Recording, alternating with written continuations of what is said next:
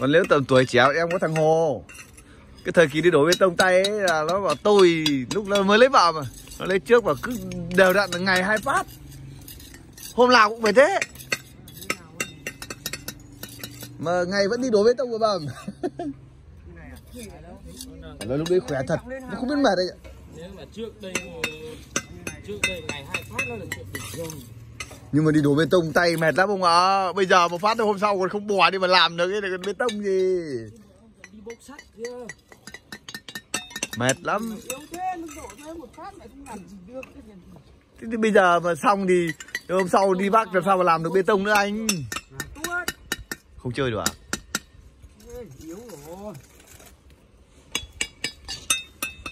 Giờ nó chỉ thông rong cưới thôi.